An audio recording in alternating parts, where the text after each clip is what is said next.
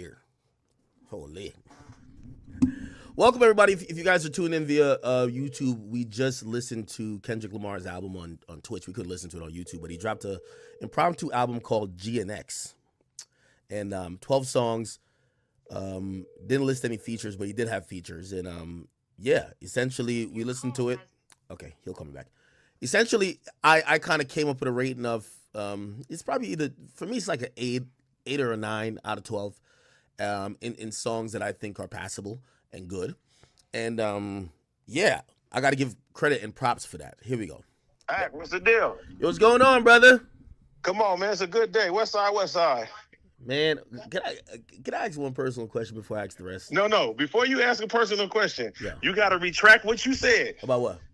You said Dot wasn't going to give none of them niggas on stage no features. He put all the young homies on from the city on the album.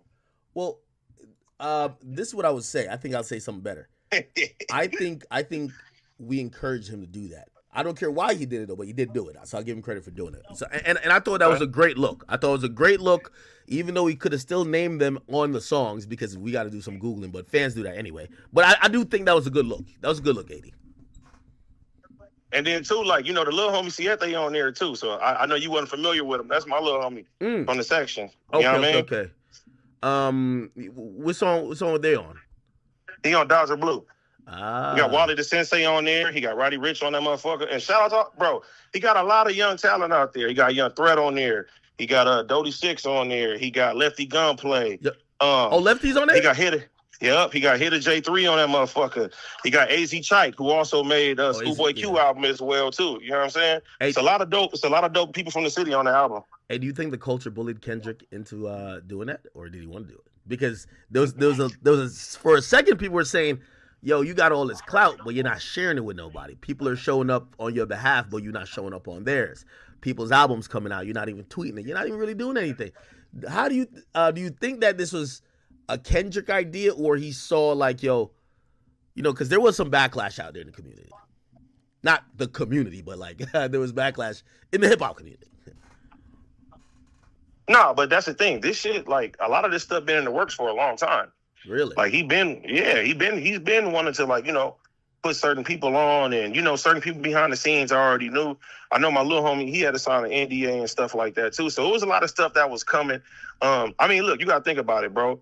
As an artist, you about to do the Super Bowl.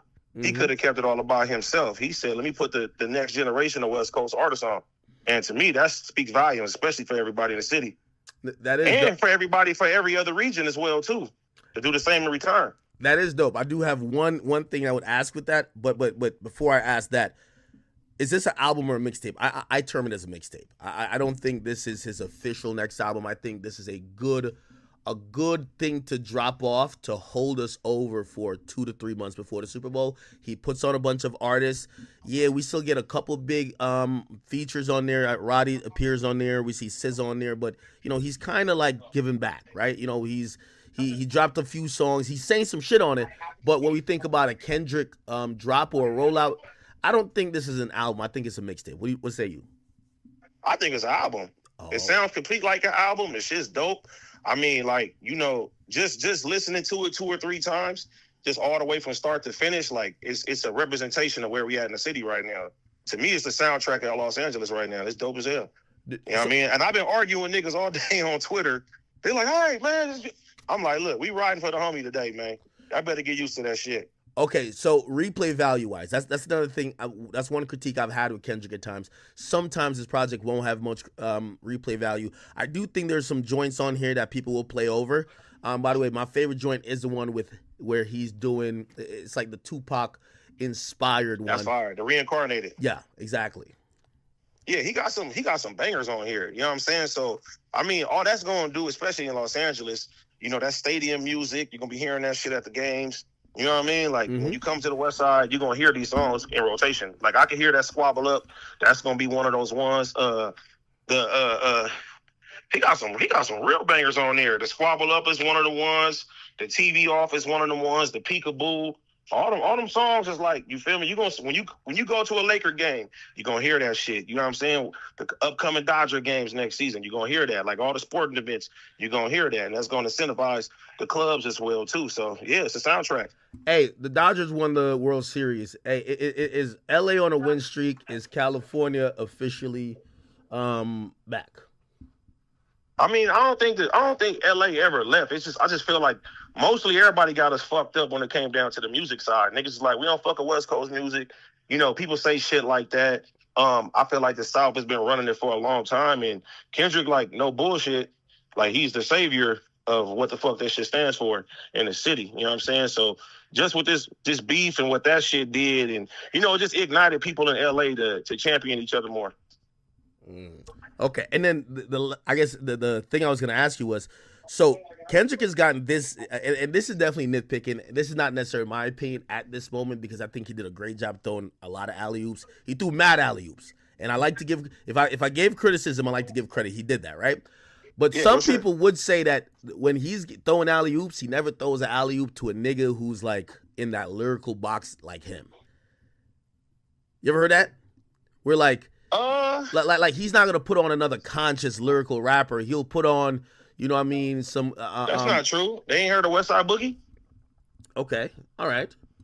Yeah, bro. It's literally, you know, if he sees somebody, and I would say this too, behind the scenes, a lot of stuff is not said or broadcast and shit. You know what I'm saying? Mm-hmm. Even the behind the scenes, if he sees somebody working, he'll give encouraging words. I've seen him do that shit with a lot of people. He's done that with myself as well too, where people don't have to broadcast that shit too. So if he sees you working, he's gonna sit there and dim the light on people and shit like that too. But everything don't have to be televised. Everybody ain't doing that shit for clout. You know what I'm saying? He has this one line where he says, "Let me. I'll try to get the line right."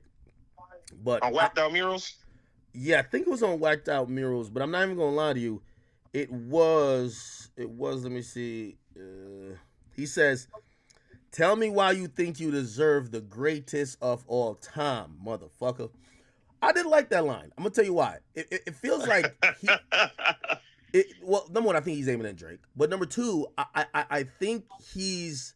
You know, I went on a rant last night about J. Cole, and I'm like, one thing I just can't get with J. Cole, he just, anytime he tell us he want it, it feels like he's saying what we want him to say. That's not his true demeanor, not his heart.